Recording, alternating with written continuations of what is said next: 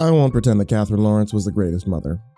With all the drinking, the late nights, the strange men in her life, I'd say I'd spent more time raising my siblings than she did, but I could never quite hate her for that, you know?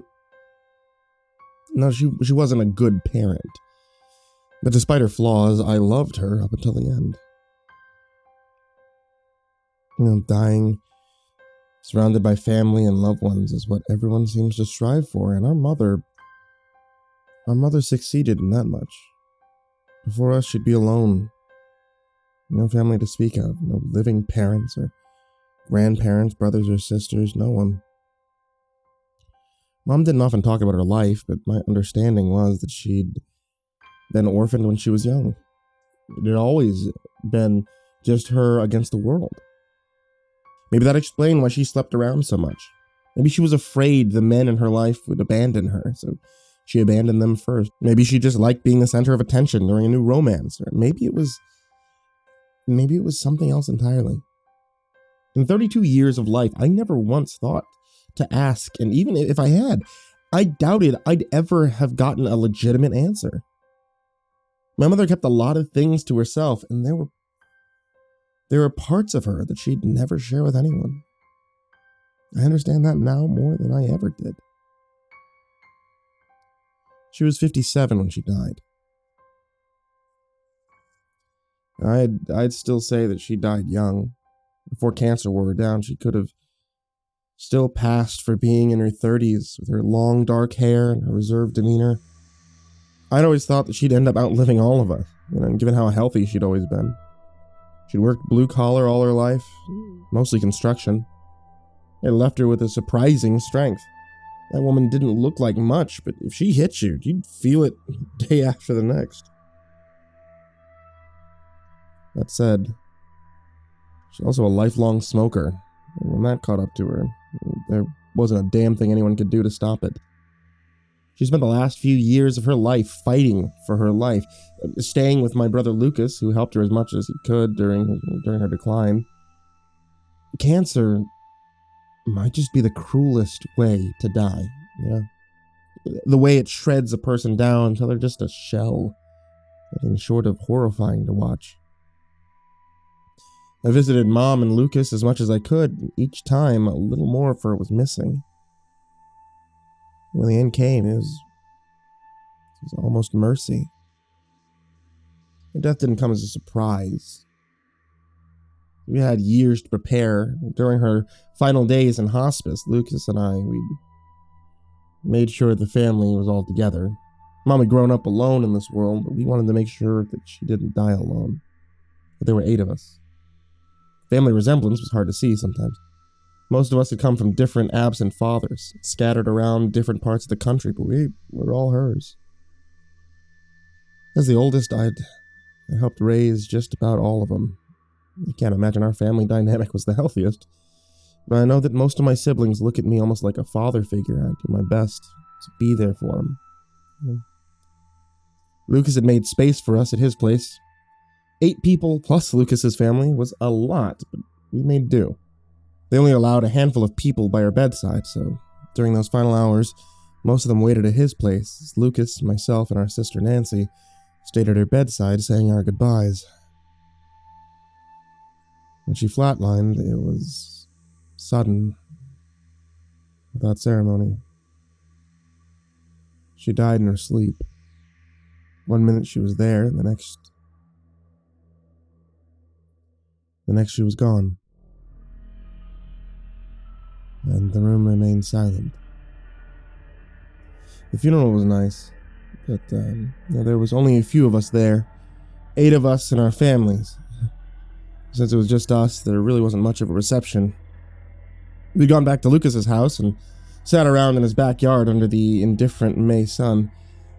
As I stood on his deck looking out at my siblings and their families, I felt a tragic sort of nostalgia. It had been years since we'd all been together. I'd watched most of these people grow up for my entire life. As the oldest, it was my duty. Lucas had been her second son. At 30, he'd done all right for himself as he stood beside me watching all sorts of familiar faces in his backyard with a pair of beers in hand. At a glance, you might not have guessed that Lucas and I were brothers. He had dark hair, darker skin. I was white and blonde as they came. As I said before, our mother slept around. The men in her life would stay for only a few months before she'd move on. Then more often than not, we'd find ourselves with a new sibling on the way soon after. Hate to see the gang back together under these circumstances, he'd said. His voice was quiet and grim. Yeah. Guess we knew it was coming, I said. Awful as it is. We should all be so lucky. He offered me an open beer, and I took a swig. In the back of my mind, I remember the first time I'd had a beer with Lucas. Mom had been out, and we'd just gone through her fridge. I'd been almost 15 back then. It'd been terrifying that she'd somehow find out, but she never did. The memory almost made me crack a smile. Hey, are you heading back to the house tomorrow? He asked. There was a hesitation in his voice. I took a sip of the beer and nodded. Yeah, might as well get a head start on cleaning it out. I'm sure there's things that you'd like to keep. Yeah, for sure. For sure. Let me know what you find, he said. Saw a ghost of a smile cross Lucas's face. You know, it's funny, back when we moved in the house, scared the shit out of me. I was still like, I don't know, what, 10, 11? You remember how I had that room by the kitchen? Yeah, with Jack and Kyle, I said. My eyes fitted to those two siblings in question, both in their mid-20s and starting their careers after college. At that moment, they leaned on the fence at the far side of the yard, probably having a conversation not too dissimilar to the one I was having with Lucas. Yeah, I used to think the house was haunted. I could hear the house settling some nights. The spot I was in, right in the corner, banged and groaned constantly. That house had a basement. Who could have thought something was living down there? Might have been an animal in the foundation, I suggested. The mention of a basement made me pause to think for a moment. Did any of the houses we lived in have a basement? Lucas paused. No, I don't think so. Or maybe the one in Kentucky. I think there was a window near the backyard, but you couldn't see anything through it. I said they filled it in. I shook my head and took another sip of my beer. Weird. Lucas nodded in agreement before he gave me a pat on the shoulder and let me on his porch. Mom's house wasn't as big as you might expect a house that raised 8 kids to be. It was a ranch-style house that sat on an unassuming suburban street. The exterior was a little more run down than the others. No one had really taken much care of it over the past few years, and just like Mom, it had deteriorated.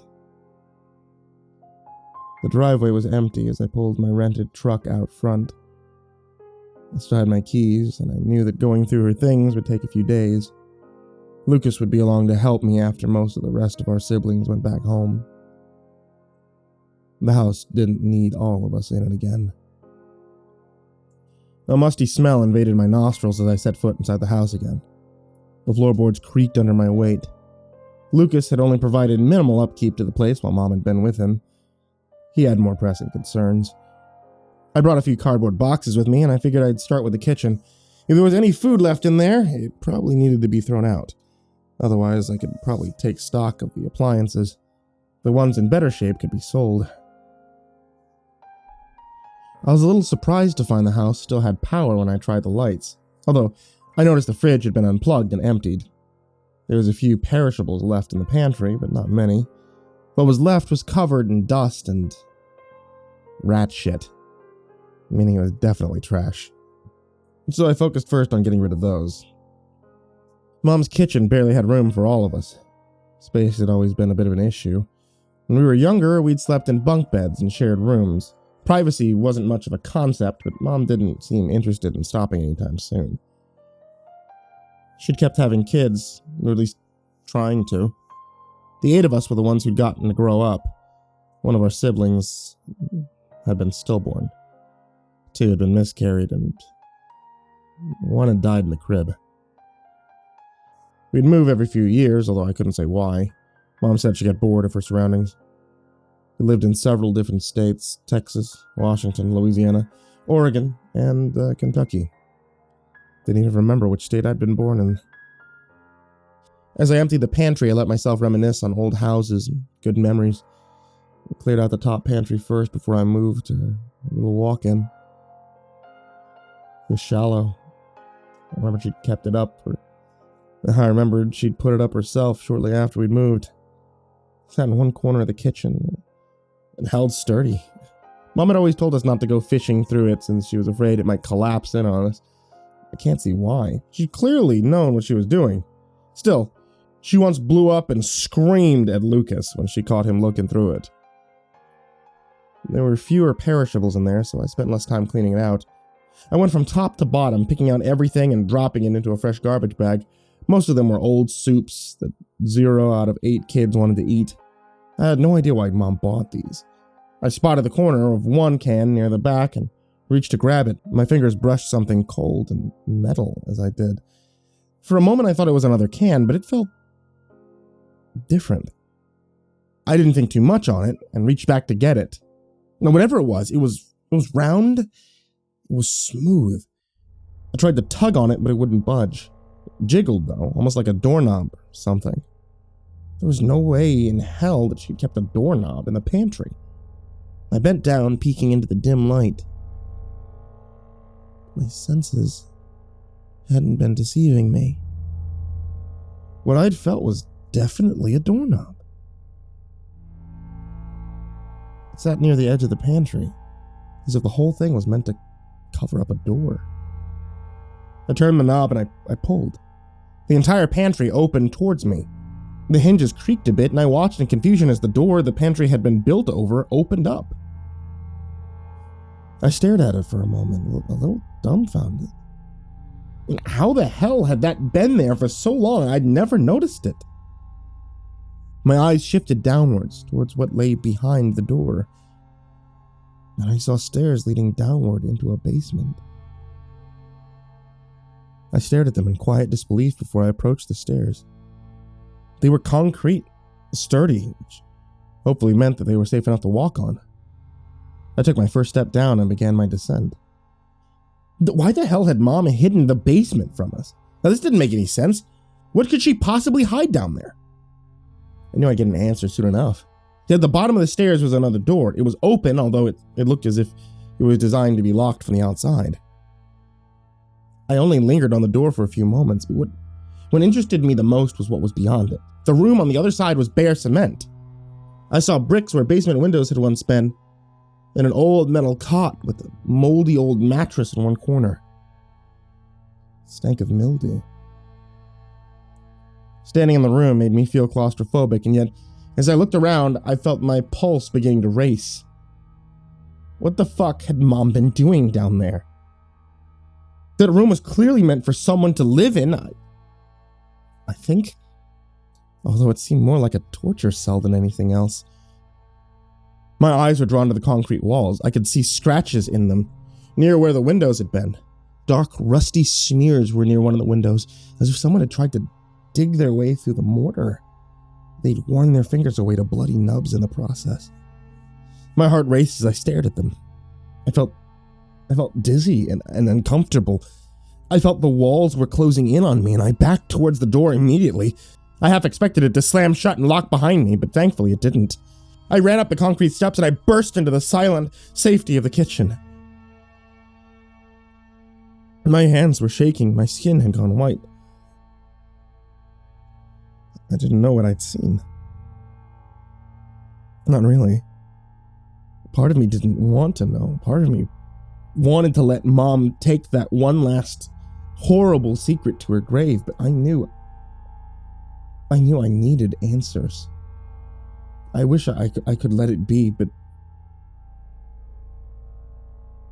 I needed answers.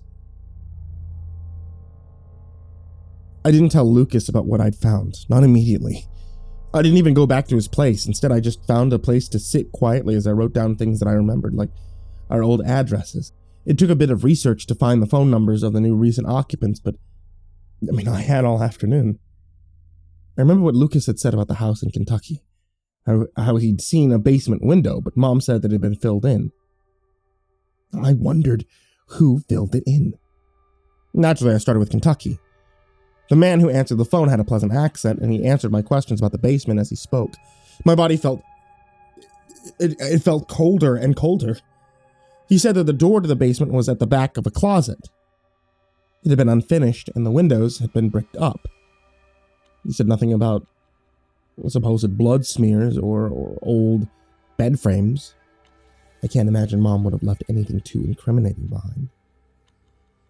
I got a similar answer when I called our old house in Oregon, although the homeowners weren't nearly as polite. I didn't want to call anyone else. I didn't have it in me to go through each and every old house. I was born in Idaho, 1987. I never met my father. My mom told me his name was Malcolm Donaldson. Malcolm.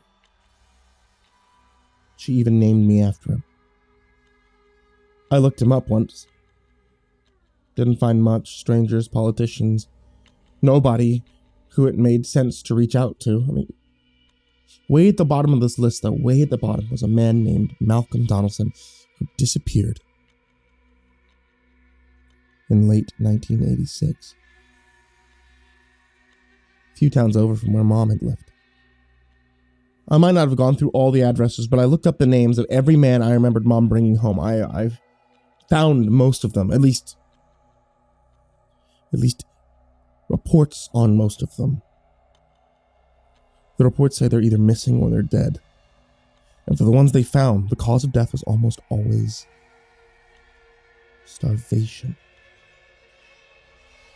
I'm not sure why Mom chose that. Letting people waste away alone in the dark.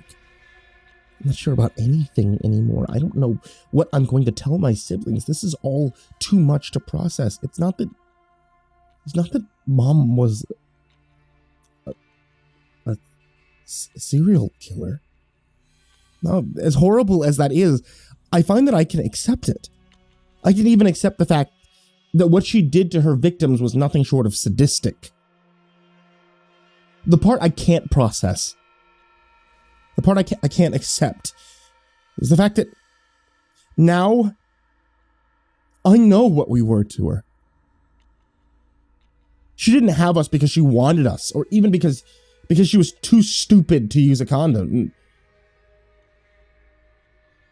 No, we were mementos of her sick crimes. Fond reminders of the atrocities that she'd committed. We were trophies.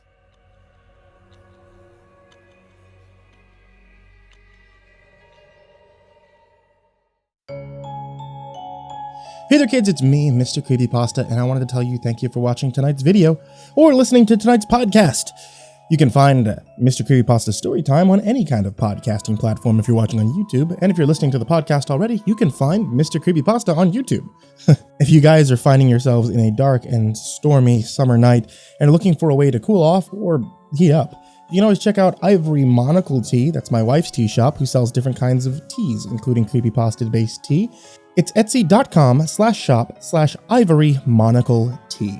I'm also on Patreon. You can find a whole bunch of other people supporting on Patreon in the description down below, but there is a very, very special thank you to these people in particular. Jordan Alexander Sanchez, Creepypasta Adam, Ken Lando Higuchi, Mazakine, Champinski, The Red Oak Shield Virus, G Weevil 3, Diana Kraus, Stephen Van Huss, Chance Burton, Tristan Pelton, Nico Cow, The Ginger Bros, Last Blade Song, Eliminator 86, Steampunk Sinner, Caleb Dougal, Sky Harbor, The Homeless Bird 93, Bobby Carmen, Liam Newman, Aaron Stormcrow, Barbara Maceo, Thomas Burgett, Azazel Rotten, S-Man, Kirisuba, Bad Honey, Someone You Love, Said the King 56, Somber Puppet, Wolfie Nums, Shadow Morningstar, Sean Mills, Jesse Gonzalez, Mad Marstomp, Z. Kearley, Cassie Core, Mr. Thud, and Patrick Schoolmeister. These guys are the real MVPs, and all of you who are listening are also the real MVPs. Stay safe, everyone,